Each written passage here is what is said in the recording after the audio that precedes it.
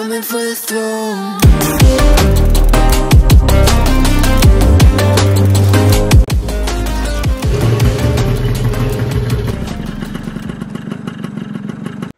Yo allemaal en leuk dat je kijkt naar weer een nieuwe garagevlog. In deze garagevlog gaan we de sp98 even aanpakken. We moeten toch een keer gaan zorgen dat hij het gewoon goed doet en doet wat hij moet doen. Dus kijk mee. Ja toch.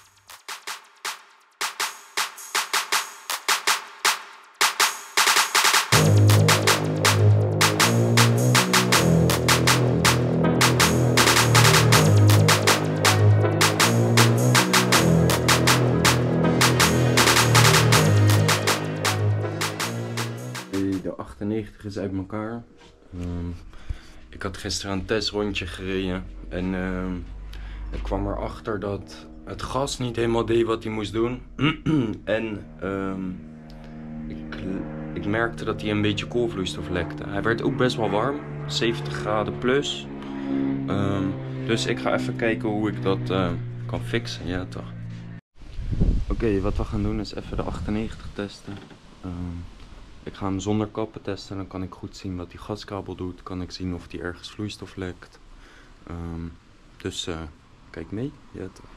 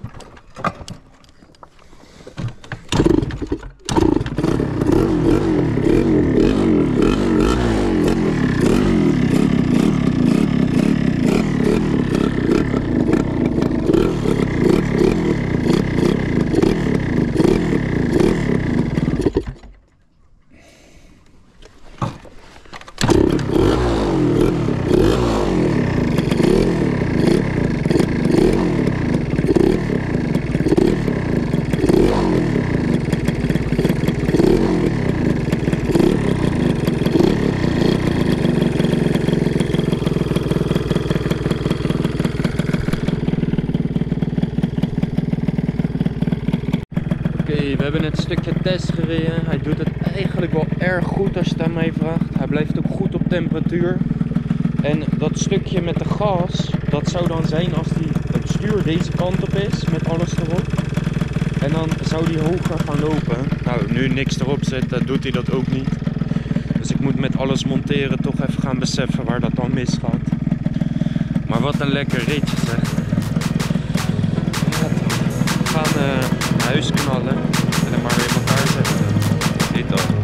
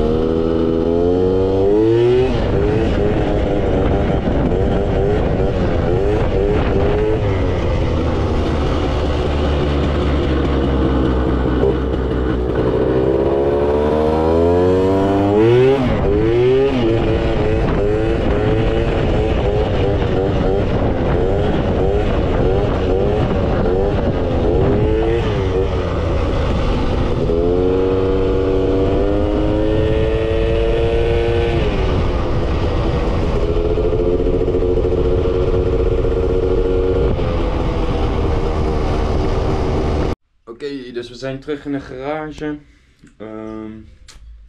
Hij doet dus wel eigenlijk wel gewoon wat hij moet doen. Wat ik nog even wil doen is toch de kleur van de bougie checken. En dan gaan we eens even kijken hoe of wat. Ja toch. Oké, we hebben hier de bougie. Die is op zich wel redelijk bruinig. Maar hij mag voor het mooie nog wel een klein beetje bruiner. Dus er kan een iets grotere sproeier in nog. Ik denk dat we dat ook maar gewoon gaan doen. En dan kan hij weer in elkaar.